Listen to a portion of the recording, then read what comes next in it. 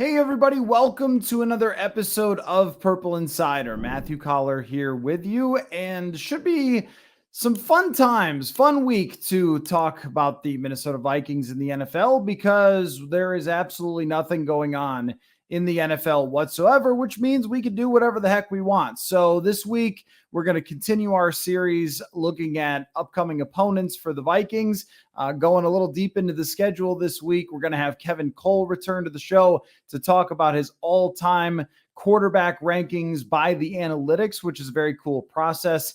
And we'll have a lot of fans-only episodes as well. So if you would like to submit your fans-only questions, you could go to purpleinsider.com, go to the contact us, and that will go to my email, and we'll put you in the list, and I'll be happy to answer your question. Also on Twitter, at Matthew Coller, feel free to send me a direct message. As long as Twitter is still allowing that, I don't know. I saw something that might change. But for now, the DMs are open. Send me a message, any question that you have, and wide open to any type of football question. Sometimes if you want to get a little weird on the show and ask questions about other stuff, I guess you can. I'm not always the best at answering those strange questions. I don't know if a hot dog is a sandwich or not, or if Die Hard is a Christmas movie, so don't ask me those. But feel free to send anything else, especially football-wise and Vikings-wise, my way, as we will eventually start to get into training camp previews. But for now, hopefully you all are enjoying your summer and the shows that we're putting together. Also planning on a special random old games to add to that series as well. And if you're watching on YouTube, yes, I did get a haircut. Yes, that is why I was wearing a hat for most of the episodes recently. I'm also wearing my Spam shirt, which I got from the Spam Museum in Austin, Minnesota. If you haven't been, and for some reason you're going down in that direction, then give it a try. Austin, Minnesota, cool place. Went there with my colleague Chris Thomason a couple of years ago. It was pretty fun. Anyway, I won't tell you more about that and ruin the Spam Museum for you. So why don't we jump into your Vikings questions? Folks, I've been wearing Oakleys now for a few weeks, and let me tell you, there is a reason that Justin Jefferson and a bunch of other football players wear these things. Because they are awesome. I've got the matte black Prism Sapphire polar sunglasses on, and I've been doing all sorts of summer things with them. I've been hitting golf balls in the water, jogging, playing basketball, getting sunburned, but my eyes are in good shape. I have been missing out on this experience for a long time. They are so comfortable. I can wear them all day and never get tired of having them on. Oakley is changing the game, and it's time for you to discover a whole new world of possibilities with your eyewear. They are suited for everyday eyewear with frames and lenses, allowing you to be an extension of yourself, an expression of your personality more than meets the eye. So make a sunglasses upgrade now at Oakley.com. Oakley offers prism lens technology. What the heck is that, you ask? Well, I'm looking through it right now. It is a proprietary technology to Oakley and available for everyday settings as well. If you want to know more, and I know you do, go to Oakley.com and do your own research. And while you're at it, get yourself a pair of everyday glasses that will be sure to change your look for the better. When you wear Oakley, there really is more than meets the eye. Try it for yourself. I've worn sunglasses in the past, and I can assure you that Oakley is the best looking and best quality out there. So go on over to Oakley.com for more information today. Oakley, express your style and build a look that's made for you. This one comes from Jesse CA and all sorts of numbers.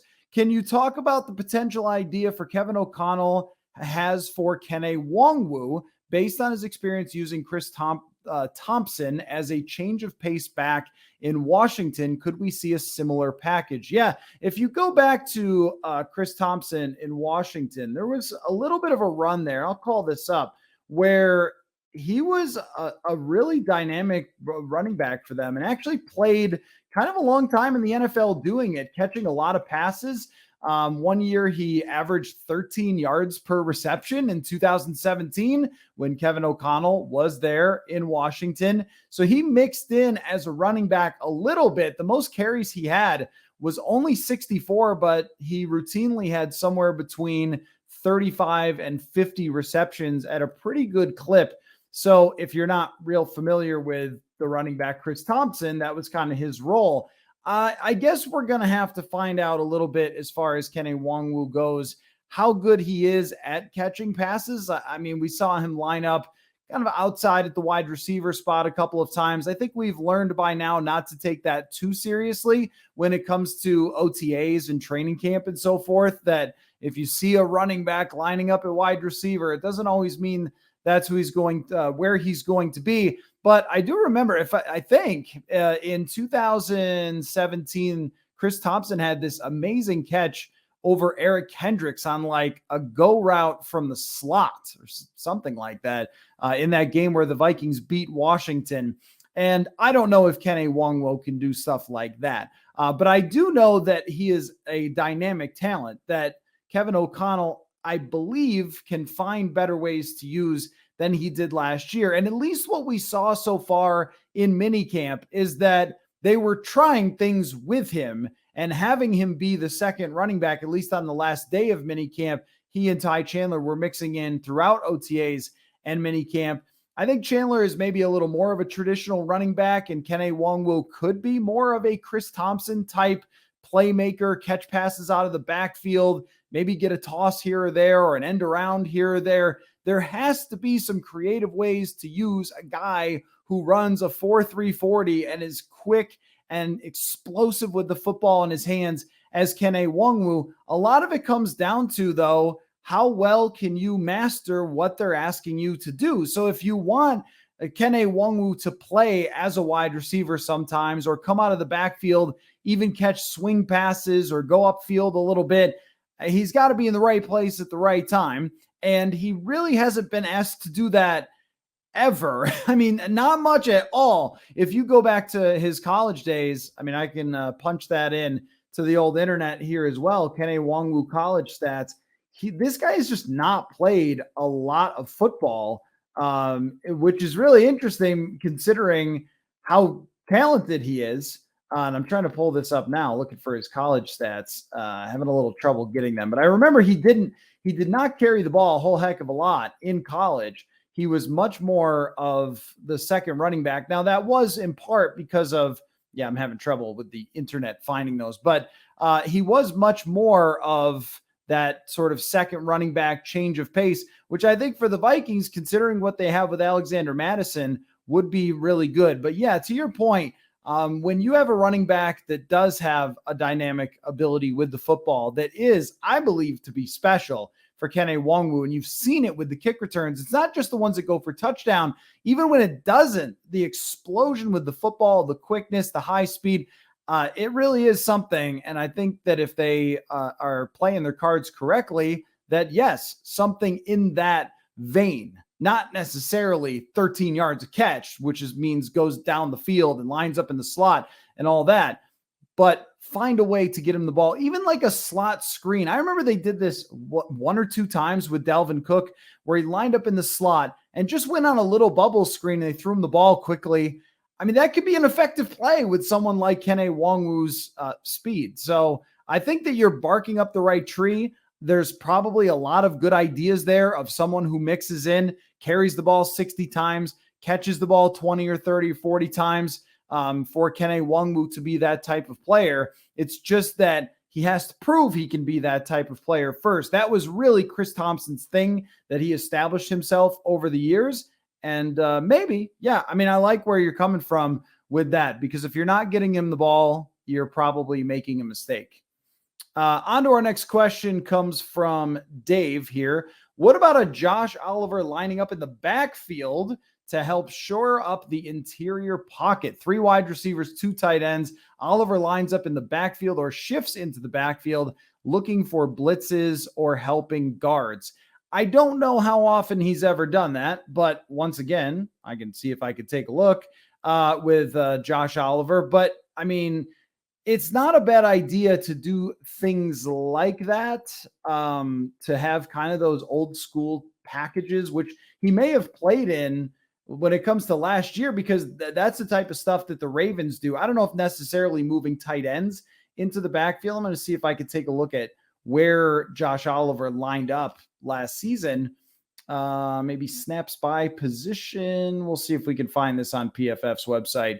I'm sure they've got it here somewhere, but let's see, he lined up. Yeah, it looks like he was mostly as an inline tight end or in the slot last year. I don't see backfield for him. Sorry if I'm moving the computer around. Yeah, I don't see backfield a lot for him, but I think that you're probably more likely using him to pass block off the tackle and then having Christian Darrisaw or Brian O'Neill help on the inside. If you're using him that way, it's kind of got the same effect a little bit, depending on how the other team, goes about it. But Oliver is so big and it has been mentioned on the show, and is such a good blocker that I think he can help in a lot of different ways in that area. So if that does mean the occasional shift into the backfield to either, block on the outside on some sort of pitch play to Alexander Madison or one of the other running backs, or if he's lining up at inline and just adding another blocker on a zone type of scheme, whatever way you're using him, guys like this are really effective. There's a reason why the Josh Olivers of the league are still around, because opponents just don't really know how to deal with it. And I think you see that from the Baltimore Ravens from the last few years. They've got that fullback who weighs like 270 pounds or 300 pounds. And they had Josh Oliver, and you've got Lamar Jackson, and all these running backs who have kind of come and gone from Baltimore. They've always succeeded. I know that's not really your question, but when you line up with these bigger packages, I think that we saw this a little bit with Gary Kubiak and Kevin Stefanski when those guys were here, that opposing teams just have a really tough time figuring out what to do, because on a week-to-week basis, you're very rarely facing that. I mean, it's every once in a while, it's short yardage or a first down and 10. Maybe they send out the big people and hand off, but almost never are you facing 20 times in a game where there's multiple tight ends. So my question, I guess, is how often are they actually going to do this with Josh Oliver? I mean, how many snaps is he really going to play? It seemed like last year they didn't have a whole heck of a lot of trust in Johnny Munt to be the guy that was out there very often to, run those types of packages. But it also could have been one of the goals that they set forth, is to try to change up their personnel more often. That is not really a Sean McVay thing. O'Connell obviously coming from the Rams. The McVay thing is more run the same personnel all the time, and the opponent does not know what the same looks like. It keeps you from giving away too many tendencies. And both of those strategies are pretty good, and both have proven to be effective. But, Oliver can be, I don't know if I want to say like chess piece exactly, because I guess if a chess piece, if he's used for 10% of the snaps, isn't really that. But we've talked about this kind of in years past with CJ Ham, where you can kind of fill in some gaps and do a lot of different things and give a lot of different looks. If one of those looks is rotating him into the backfield, and then you can get a good look at, is the linebacker following him and lining up directly over him to kind of be in man coverage? You can get coverage indicators from that. It is a hard thing, though, I think, with the interior offensive line to give them significant help with this. I mean, because you would have to use it pretty often for it to matter a lot. I also don't know how much teams are sending those blitzes against two tight ends, because if you send, and that's another thing, right? You send a blitz against two tight ends and you get a run play and they fly right by you and you get a 50-yard run or something. Like, you don't want to do that if you're an opposing team. So again, similar to what we talked about with Kene Nwangwu, they have these players who they can become more unique as an offense than they were last year. They were kind of lining it up, three wide receivers, and going with a lot of the McVay type of strategy, which I'm okay with, but I don't think that they had another gear or another button to push last year. It was sort of like, if what they were dialing up from the outset wasn't working, or if the opponents changed what they were doing, which I think did happen in a couple games where the Vikings came out hot to start, and then there was a defensive adjustment. And I guess you can all remember those third quarters coming out of halftime, and it seemed like, where did they go? What happened to the offense? And that may have been, maybe O'Connell adjusting and adding a little experience can help that. But I also think that it had to do with, do you have this other way of playing aside from just line it up three wide receivers, throw it to Justin Jefferson all the time? No receiver is going to catch, say they catch 12 passes and it's 4 each quarter, like that's 16 passes, by the way, but that's not going to happen, right? I mean, it's going to be Jefferson catches 3 in the first quarter, doesn't catch 1 in the second quarter, right? So if you were just relying so much with your offense on throwing the same guy over and over again, that's going to have peaks and valleys, and that's what they had. So it's a long answer to your question, but the answer is, yeah, they can do stuff like that sometimes, but it's not a solution to bad interior line play. I would also add that if their interior linemen, those 3 dudes, there's really no helping them. I mean, that's really the thing about the interior offensive line. The tackles, you can help a little. And even though they're more valuable and people pay more money for them and they face the best of the best for edge rushers, I think in recent years that guard has become underrated, in part because you can have the center block to one guard side a little bit more and leave another on the island. You can't have 2 Garrett Bradburys helping both guys. And there has to be great communication between them. So on occasion, yeah, you could have Josh Oliver assist, but what you're really going to need is you're going to need those guys to take a big step forward. This one comes from Brian. As a well-known watcher of 80s and 90s NFL games on YouTube, what is the most football-y football thing you've ever done? If you can't decide, a top 3 would be great. The most football-y football thing I have ever done.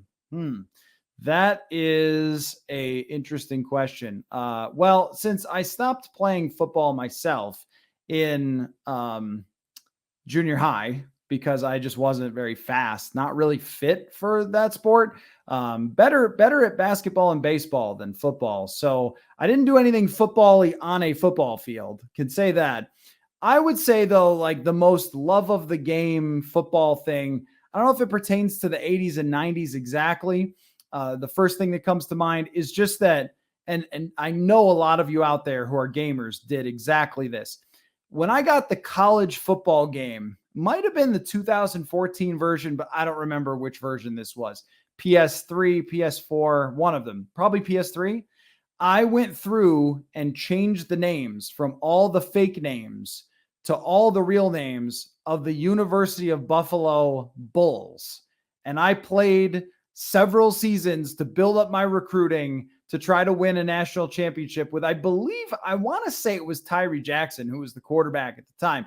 And if you remember, there's that whole lawsuit thing and the reason we don't have the college football game. And I know I'm muddying my details a little bit on the years and stuff, but the reason is because everybody did that. It was very clearly the actual players, but with fake names, or maybe it was just on one of the games, number 46 or number 32, but you could go through and change the names.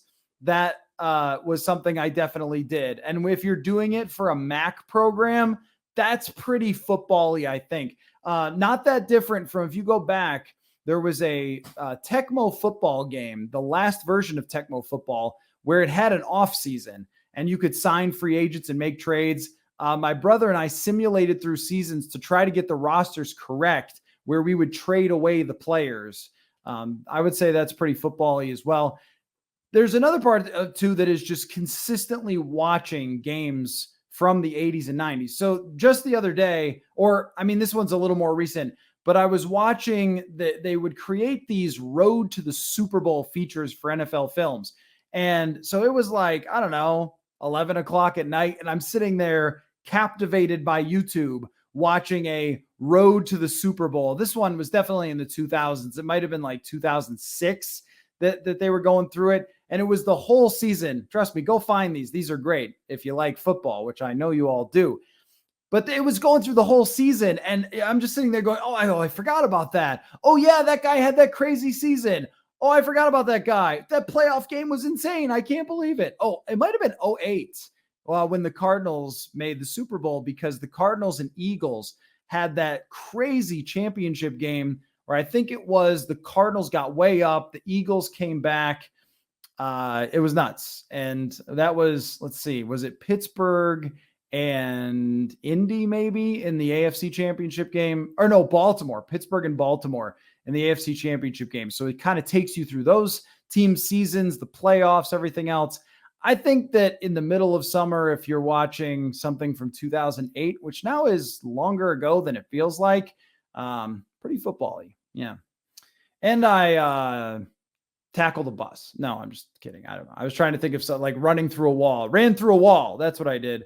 Probably also taking pictures of the apparatuses at Vikings practice and sending them to friends, including Courtney Cronin, who you all know, like football on a stick. They also have this thing that the receivers have to like duck under and juke. Like, do they not know how to do that? I don't know. Like, I always wonder what percentage of those things actually do anything. Like the offensive linemen are like hopping over these like pads that they lay on the ground. Like, are they better because of that? Like, I don't know. I'm sure football coaches are freaking out. So maybe that's not football enough. All right. Well, let's move on before I just carry on talking about that the whole show. This one comes from Jim. Is McBride a short yardage back or a grind them down back? Dwayne McBride, the rookie, 7th rounder. I don't know if he's anything yet. I mean, that's one thing about a 7th round running back is I liked the draft pick a lot. I think if you're going to draft running backs, you do it in the 5th to 7th round, unless it's a really good prospect who drops into the 2nd or 3rd. A Dalvin Cook, for example, a Jonathan Taylor. I wouldn't tell teams, hey, don't draft a running back ever, even when it's this amazing player. You all watch Jonathan Taylor smoke the Gophers. You know how good that guy was coming out. So, okay, you can understand drafting players like that high. But if they're not of that ilk, draft them in the later rounds and probably don't ever draft them in the 1st round. But when we are talking about somebody who was taken that late, pretty tough to get a gauge on what they're going to be. From mini camp and OTAs, he was out, I think, the first 2 weeks and then practiced maybe the 3rd week. I'm trying to remember exactly. And he was there in mini camp, but we didn't get a big look at him. Where we were standing is where the starters were playing. And then the rookies, 3rd stringers, 4th stringers, those guys were playing on an opposite field that we weren't watching. So I can't say, and it's really hard to get a gauge on a running back anyway. Like, wow, that Dwayne McBride blew me away in minicamp. Like, I don't know. I mean, I sometimes see reports from other teams, beat reporters, who are like going into these great details about what happened in minicamp. I'm like, guys, what are we talking about here? But I guess, the content machine is the content machine. The point just being, I don't know. I think that McBride has the body of a thick dude who runs over people. And he has very little experience catching the ball, very little experience against high-level talent, which is another thing that he's going to have to make a big adjustment for. So I wouldn't be terribly surprised if we don't see a lot of Dwayne McBride or any of Dwayne McBride this year. And even if they get a look at him and they ultimately bring in another veteran running back, because right now it's a little thin with experience, it's Madison and nobody else. So, they might bring in some other veteran to compete or take a job there, depending on how they feel about McBride and where he's at with training camp. I don't know if you need a short yardage back when you have Alexander Madison. I mean, he's the exact kind of, grindy running back, the Leroy Horde type that you're looking for. So it's not like they need him to have this specific role. And more likely than not, this year is about him getting his feet wet in the NFL, learning how things work in the NFL, and then we'll see if anything else comes from it. Maybe he becomes a special teamer. I think it always speaks well of someone if they can play special teams right away, maybe inactive on game day type of guy. That's kind of how I see this year for McBride. We could always be surprised. I mean, this happens from time to time where it's an undrafted guy or a late rounder and they're a rookie and they're a running back.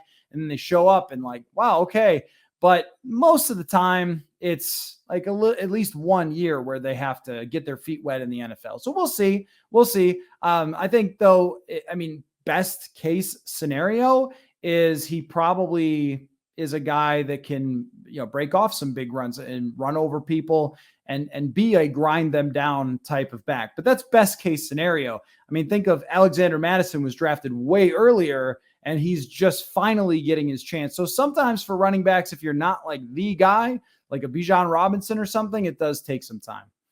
All right, this next question comes from @VikeyTough74 on Twitter. And I think he asked me if I could wear the sunglasses for his answer, but I'm not sure where I put them. Oh, hold on, right here. Okay. So if you're watching on YouTube, this is for you, Vikey Tough 74. Included in his question, he wanted me to wear the sunglasses. If you're listening, I'm wearing sunglasses and they're by Oakley. And you know what? They're awesome. And I look ridiculous in them, but I got another pair that looks more normal. These are like Justin Jefferson level cool, not for me, but for the podcast though, pretty baller. Anyway, here's the question. And it's about Justin Jefferson. Who is better, Moss or Jefferson? And what's your guess on Hunter?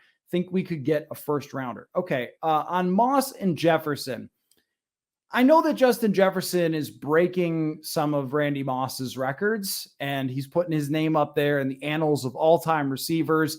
And over his last 3 seasons, he has 400 more receiving yards than the next best guy. That is very, very impressive. And I think if you're projecting out, you would already start to project a Hall of Fame caliber career, because we've seen so many wide receivers. They start out hot, they stay hot, they're great for their whole career, and they are Hall of Fame level. That at that position, you can be great year after year after year. That is not a position that's generally like worn down by injuries or has a short peak like running backs. It's part of the reason why you can pay wide receivers, is because you rarely get totally burned by them falling off the face of the earth with injuries. So if you're asking right now what Justin Jefferson's career is going to look like, I mean, I would say, yeah, he's on a Hall of Fame trajectory. There have been some other guys that have gone cold or had those injuries after, great shorter runs. But yeah, that's the track that he's on right now. And that is rare, super rare. The thing about Randy Moss is, though, like what Justin Jefferson did last year is also what Cooper Kupp did the year before. And what Stephon Diggs has kind of been doing in Buffalo. And again, it's great. It's the best in the league. It's kind of what Devontae Adams has been doing. It's kind of what Tyreek Hill has been doing. You have an argument for Tyreek Hill last year as having just as good of a season as Justin Jefferson, considering that Hill had some different quarterbacks popping in and out. So there are other guys in the league that are sort of like in his stratosphere. That doesn't mean he's not the best. He's the best. But there are other guys that are kind of floating around that are in his ballpark. When Randy Moss came into the league, he did things no one has ever done before. And he immediately led the best offense at the time ever in NFL history, that 1998 offense. Who is better is the answer is Randy Moss. Like, it's almost always Randy Moss, no matter who the question is. Like, who's better, blank or Randy Moss, is almost always Randy Moss, unless you're talking about Jerry Rice or like quarterbacks, of course, are going to be more valuable, like Peyton Manning or something. But if you're talking receivers, position players, it's almost always him. Like Lawrence Taylor. There's a list of probably 5 to 7 players in history that get put on a completely different pedestal of the most unstoppable, astounding, honored to have lived when they played type of caliber players. That's Randy Moss. And, I'm not saying that you lost sight of it or anything. It's an interesting question because of how much Jefferson has been dominating in similar fashion to Randy Moss. But I think when we consider the year that it's 1998 and Jerry Rice is kind of the only guy that we've ever seen do something like that. Greatest show on turf is coming in after that and so forth. So, passing games were starting to explode with that a little bit more. But Randy Moss, I mean, running by people, doing things no one had ever done before. The level of dominance is just, it's so far ahead of the next person at the time. Maybe, T.O. is probably the only one on his level during that time. And I think Moss was, quite a bit better. So yeah, I look at Moss as like the second best receiver of all time. So I don't know if I want to put that type of expectation on Justin Jefferson, but there's only a few people that you could even talk about that are not like headed in that, like that are headed in the direction of where Jefferson is headed. So it's a very high bar to talk about Randy Moss. As far as Danielle Hunter, my best guess is not a first round pick, just a guess though, because a team could always get desperate. So my best guess is that he's probably going to, if they trade him, get something like a second and change, a second and a fourth, you send back a next year's fourth, whatever it may be. Is that good enough? Now that's the question. Would you do it for a second and a fourth? That's the question. For me, I think if that's the best you're going to do and the only alternative is to, pay him $27 million a year, then I think you just have to take what you can get. And that's leverage and value. Like, that's the hard part of it, is that every other team knows that you have to pay him 25 whatever million dollars. And those are the only two options. So they're not necessarily giving you a first round pick. I think that as great as Danielle Hunter is, and we're kind of talking about the levels to this, when Khalil Mack was traded for all those picks back, a while back, probably a little bit of a different situation. Mack is younger. He's coming off one of the most dominant starts to a career in history. When Khalil Mack was most recently traded, it got a second round pick. I think maybe Hunter's worth a little more than just a single second, but considering whoever trades for him has to also pay him, that's where other teams are going to say, hey, we can't give you a first and then also hurt our cap by paying him that much. So there you go. All right, we'll take the glasses off, but you can request the glasses if I can find them here in the room. All right. Next question comes from Little Gress 89. Concerned about Kwesi keeping the scouting department the same as Rick's. Rick's recent drafts had largely been absent of talent outside of JJ and Darisaw. That is a pretty big, let's just real quick, pretty big outside of a guy we were just comparing to Randy Moss and the second best tackle in football last year. But I get what you're saying. And I agree with you. I agree. There was a lot of busts, a lot of bad luck. It's one of the main reasons they're here, but it is a funny sort of sentence, like outside of these two unbelievable players. But yeah, I get what you're saying. Rather see Kwesi put his own stamp on it. So number one, this came up a lot during the draft.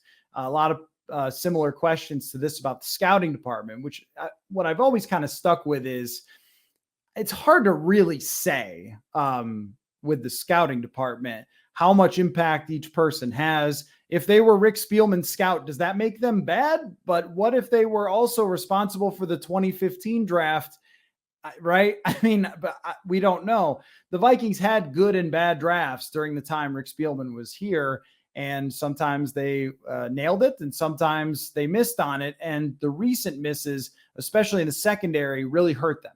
But there's also another element too of, well, how much was it assistant coaches? How much was it Mike Zimmer? How much, like all these things, there's so many factors that go into a successful draft. What if you were about to draft a guy who was a complete winner, but then someone else took him and you got the not complete winner, right? I mean, all these things. That's why the draft is so much based on kind of randomness and luck and value that we talk about. Are you handling it value-wise, positional-wise, trades, those types of things? I also think that a lot of scouts tend to see the same stuff in these players, that the scouts put together their reports, they turn them in, and then the decision makers have to make the decisions based on what they read about the talent of the players, the observations about the players, the backgrounds, all those things. So I have a really tough time saying, I don't think that every scouting department in the league is exactly the same. I do think that a lot of teams are seeing the same things, and they're basing their draft boards and their draft decisions based on how they play schematically and, the stylistically, what the head coach wants, what the assistant coaches wants. But with all that said, they actually did just make a pretty big change in the scouting department. They added 10 new people and changed around some roles for others. And I also think think about, like, if you were working, let's pick a job in retail, and you were working for a store, and then your boss came to you and said, you know what, there's a bigger store that you're going to go work at. Okay. And you're going to manage that store. And this is a bigger jump for you. It's going to be your first time in like big time management at this store. If you went into the store and fired everyone who worked at the store and then hired other people that you knew from your previous store, I don't know how well that goes over. And also you might be firing good people. So what was it wrong for Kwesi Adofo-Mensah to evaluate what he had in the scouting department, who fits his vision, who doesn't, and then bring in new people? Like, I don't think so. I don't think that there was anything wrong with the process here. The other thing is too, that this last draft, and we're going to see, like, these drafts are not decided yet. We haven't decided that the 2022 draft is a bust, and we don't know anything about the 2023 draft. But I do like the way that they handled their business with limited draft capital in 2023. So I don't mean to like completely like kind of, dismiss this idea about the scouting department. I just don't know. I'm not in the scouting department. So it's hard to say, like, were there people? I'm sure if you're going to your new store that you're going to find that some people do need to go. And it looks like that's what they've done, and they've overhauled it in a couple of years. But I think it would have been way overreactionary of Kwesi in his first year to get here and then just fire everyone after one draft. I think getting a feeling after two drafts of who he wants to be there, who he wants to work with, is kind of exactly what you're talking about. And I think this last draft showed more of a Kwesi Adofo-Mensah stamp on it, and he kind of said the same himself. So, I think they are doing what you're asking. It just probably took longer than what you maybe thought they should have done.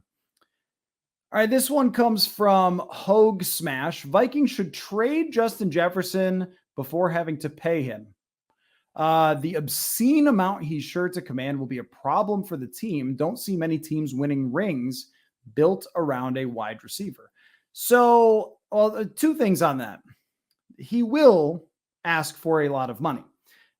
If you look at the way that contracts are structured with wide receivers or really anyone that signs it, one of the advantages of signing it now is that you can spread out the money kind of however you want to. So A.J. Brown last year did not have a very high cap hit. He signed a huge deal with Philly.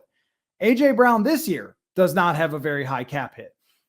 This was the same thing with Josh Allen when he signed his extension. They actually had, I believe it was 6 years of Josh Allen, because we always talk about that 4-year window, but it was really 6 years with small or very manageable cap hits. So the minute you sign the extension, it's not like his cap hit goes to $32 million. Like, that doesn't have to work that way. And you can set it up so you can move money around later when you're in that winning window, and you can use some of those advantages. Again, a wide receiver contract is not going to, it's going to be big, and it's going to be something you have to work around. There's no question about that. So I'm not saying that it's not something you have to work around. The thing is, though, that you want to have greatness on your team. You don't win without greatness on your team. You can trade Justin Jefferson for draft picks, but those draft picks could turn out to be, we were just talking about all the failed Spielman draft picks.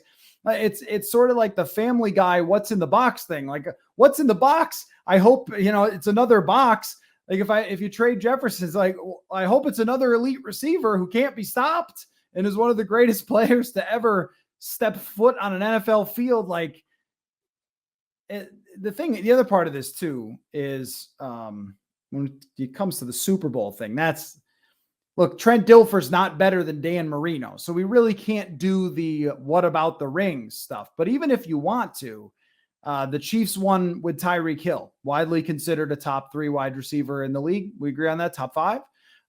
Let's see. Cooper Kupp had a historically good season. And in the final drive of the Super Bowl, who did Matthew Stafford throw the football to?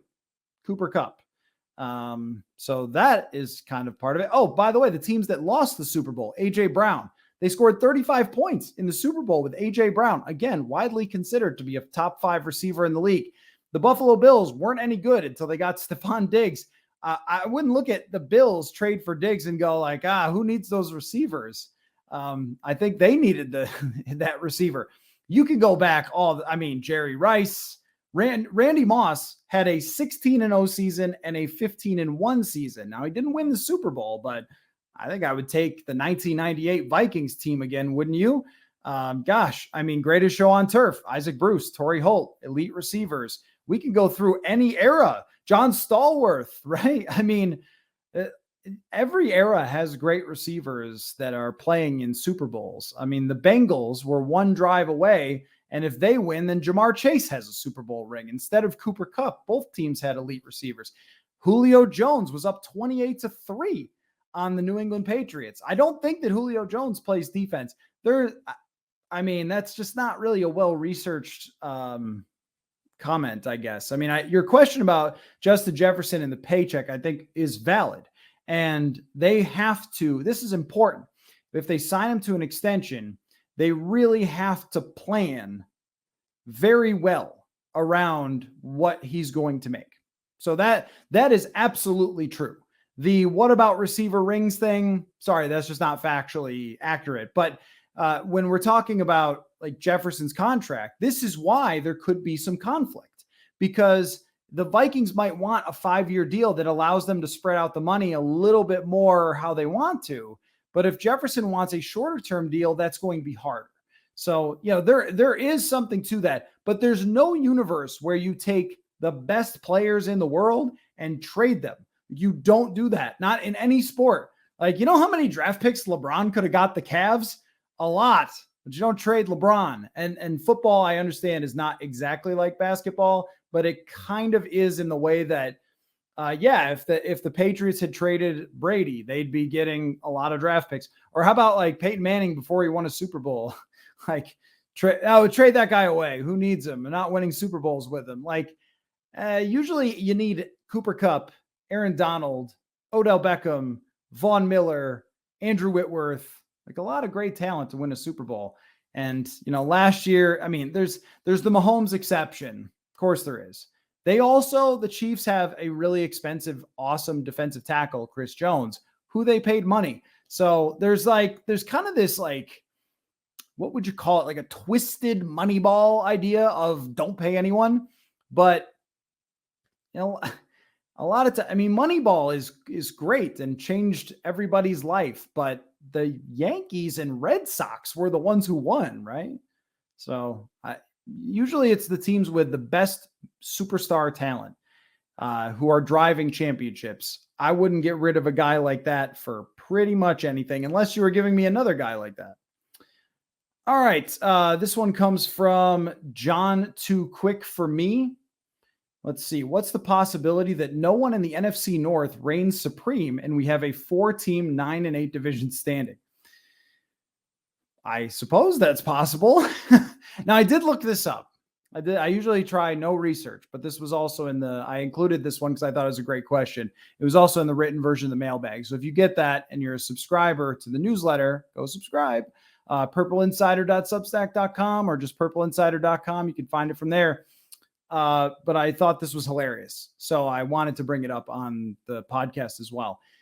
This almost happened in 2011, where 3 teams in the AFC West went 8-8 and 1 team went 7-9. It could be what we're looking at. We could.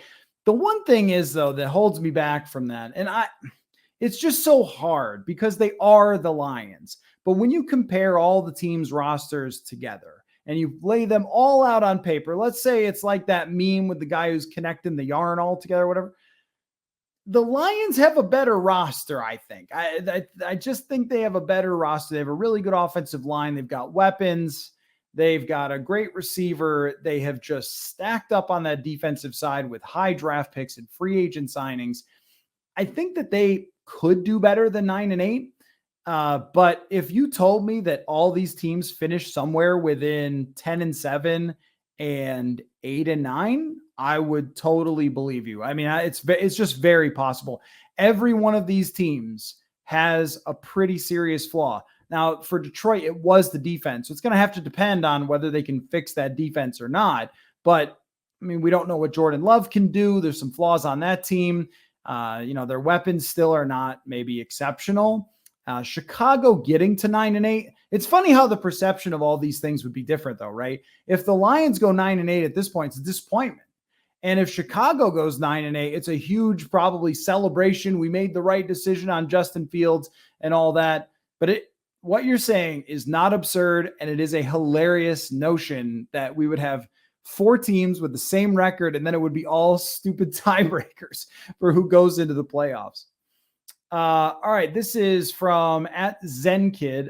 I think Kwesi Adofo-Mensah, or do you think Kwesi Adofo-Mensah will get better at being a GM negotiator based on the deals given to Thielen and other free agents and trades? One has to wonder if they know the Vikings are easy prey. Well, I mean, the Thielen thing, last year they were in a position where they were trying to win.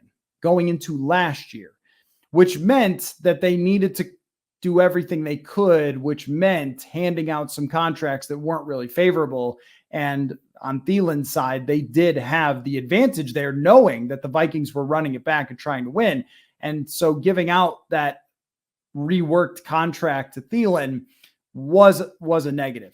I thought that the trades on draft day, his first draft, definitely dropped down too far. I don't know how hindsight will play out with that, but that was my opinion at the time, is that you dropped out of the area. We were just talking about if you get a superstar, like that's where the superstars are drafted. Usually Jefferson wasn't, but usually they are. And you trade out of that area, you take a risk of getting a much worse prospect than you would at the top. So there's that. That I was not overly impressed with. I don't know if that's a negotiation, but not getting a first round pick when you drop back that far, we've kind of litigated that over and over again. But if we're just kind of making a scoreboard here, pretty good trade for TJ Hawkinson, really good player. We'll see if they extend him at the right time. They were going to win the division. They were rolling. They had a chance to do something in the playoffs, make that trade, get a player who could be long-term part of your team for a second-round pick. He's young. Tight ends can go into the early 30s, if not mid-30s, if they're lucky with injuries. Yeah, that's a pretty good trade for a second-round pick for a player of that caliber who Detroit drafted at the very top of the league. I like what they've done so far this offseason, where they've set boundaries and basically said they're not going over them. They went to Thielen and said, well, we'll give you this pay cut to come back, and then said, like, all right, well, if you're not going to take that, we'll see you. What they're doing with Danielle Hunter, I guess we'll see. It's also, when we talk about negotiation, it's also not a one-man band. It's not one dude who sits alone in his office while everybody else is just existing, and then he's calling up people and saying, like, this is all I'll give you, $33 million. Hangs up the phone. Like, that's not really how it's working. They have an entire front office. So like, he's working with Rob Brzezinski, who's been part of this team for a very long time. So he's working with other people in the front office to determine like what these trades are, what these contracts are, and so forth. I do think there's something to, I wouldn't call it easy prey. I don't think that's it. I think that there's something to relationships in the NFL. And so when you are a first-time new general manager, it takes time to build up relationships, make trades. And I'm sure that, the Sharks see blood in the water when it's a new GM and they know he wants to do a certain thing. And maybe that was the case in the first draft. I don't know.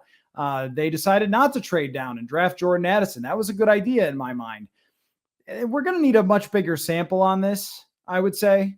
I don't want to dismiss what you're saying. I just don't think there's enough. I mean, trades, like, well, he makes the biggest one was good. The trade down was not.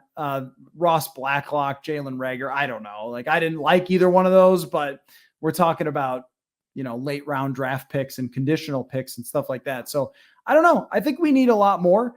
How this Jefferson thing gets handled, that is going to tell us something for sure. But I don't think there's really any leverage there to bring Jefferson's price down. It's going to be what it's going to be. But like, they need to get it done. They need him to be a Viking for a long time. So, that's going to say something. I don't know. I mean, look, with the way that they handled like the Kirk situation, at least so far, it sounds like from some of the reporting that's been done, Andrew Kramer mentioned it on this show, that, Kirk wanted multiple years and they didn't want to go there. And they kind of held the line and said, all right, well, then we'll play this game of chicken with you. I think that's good negotiating. I don't know. Like, there's a ledger here, and there's been some good and some bad. And I'm not ready to say, oh man, this guy, he's just been being eaten up by everybody. Definitely don't want to say that. But I think we're just going to have to find out after a while. All right, let's get in two more. Gone on for a while here, probably because I ranted on a few of these. So I'll go rapid fire for these last three questions. This one's from the Crowbar, at the Crowbar on Twitter. What position group is most likely to outperform their expectations into the season? Most likely is probably the corners. If you listen to the last show that I did with Eric Eager, talking about those cornerback numbers, the expectations on the corners are as low as it gets. I mean, Mine too. I have no expectations aside from I assume Byron Murphy is going to be a pretty good player, but we don't know what to expect at all with these corners. When you look at the previous years, it's been so rough. If they can be average-ish, that would exceed expectations. I think the expectation right now is that the Vikings are going to have one of the worst secondaries in the entire NFL.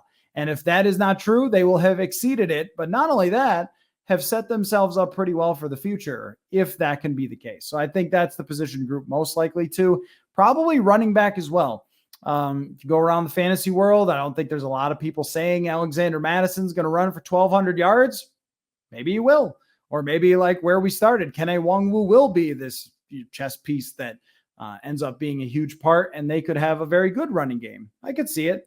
Those are probably the two. And then offensive line. I mean, right now, we're very cautiously saying, yeah, maybe. But things come together in the middle of that line, they could exceed expectations and be quite good. From at Bro You Lame. Oh, Bro You Lame. That's good. I like that. Let's see. Will Kirk have another season of showing leadership qualities, or was Kirko changed more likely a product of having a camera crew following him? Yeah, there's that Netflix thing coming out. No, I don't think that was it. I think that it's a product of them winning games. Most of the time, all these things that we talk about with, well, this guy's a leader and this coach is this or this, usually it's just reverse engineering the narrative to fit the win-loss record. I mean, let's be honest here. They only play so many games, and we get a lot of time to talk about it. I'm not saying this show is part of that all the time, but for the most part, you're only as good in your locker room as your win-loss record. And I will give you an example. In 2016, the locker room could not have been worse. I mean, just the second half of that season, wreckage. Mike Zimmer's eyes falling out. The cornerbacks are going rogue. I mean, it's just a mess, right? No one was happy. Terrible situation. Go into 2017, they go through adversity. They lose key players, but they're winning games. And they came together like nothing I'd ever covered before with that group. Teaching each other, making each other better. Teddy's helping Case Keenum behind the scenes become a better quarterback for that team and receiver group. And even though Zimmer had his moments where players, I'm sure, weren't happy, it's a lot easier to get over it when you win and you win and you win. And that's what it often comes down to. The reason that Kirk Cousins has not had that type of year as a leader before is because, well, one, his coach didn't believe in him. So that permeates. And people can say it doesn't, but a lot of those guys had been with Zimmer and they had won 13 games and they knew, right? So they had a trust level and a belief level in Zimmer. And he pretty much made it clear to everybody that he never wanted Kirk Cousins. So how are you going to get the whole team to buy into him as a leader when the head guy is pretty much saying, I never wanted you? That's pretty tough.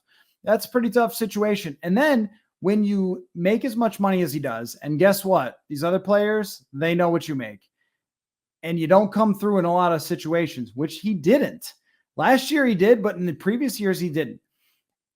That's who they're going to look at.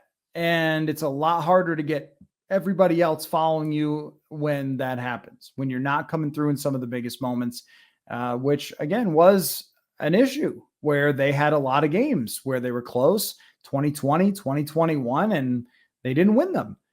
So there was a lot, there's always the finger pointing when a team doesn't win. And then when they do, it's, he's a leader now. He's been leading us. Well, yeah, I mean, it's easy to jump on anybody's bandwagon when your team is 13-4.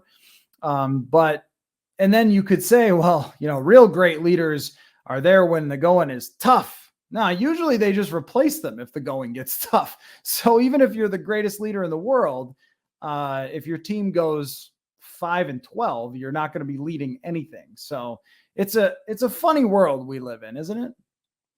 Last one. This one comes from Swede's Skol.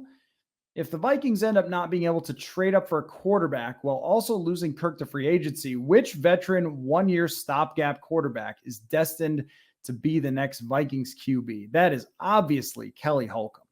No, I'm just kidding. That's right there. What you're describing is kind of the nightmare scenario. This team, I looked back in previous years at other teams who kind of went through a transition like this. And the one that was kind of scary was the Houston Texans before Deshaun Watson.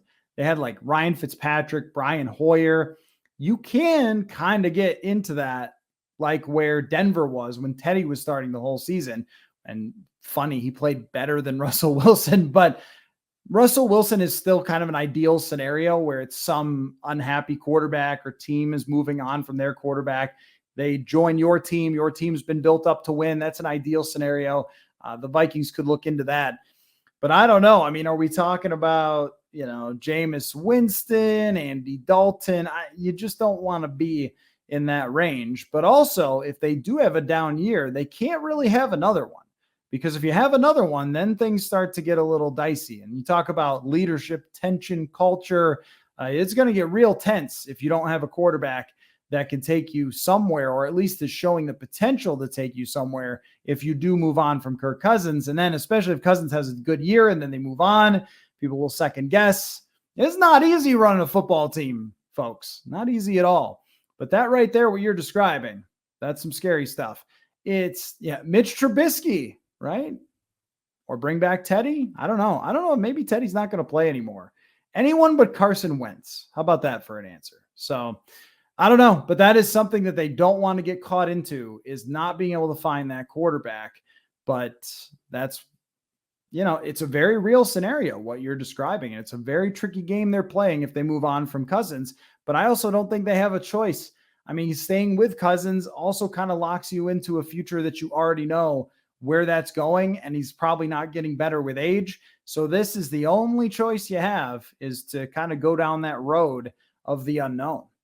But yeah, you don't want to get caught up with the Raiders. They're getting Jimmy Garoppolo, and then Jimmy Garoppolo's hurt, and they put something in his contract that they can like move on from him because he's hurt. Or you get to the Carolina thing that we were talking about the other day with Julian Council. Hey, maybe it's a good idea for us to trade for like Sam Darnold. Like, that's not good. Yeah, you don't want to get caught up into that. So a very scary situation to end the podcast, but it's only late June. So let's not lose our minds just yet about what's going to happen next offseason.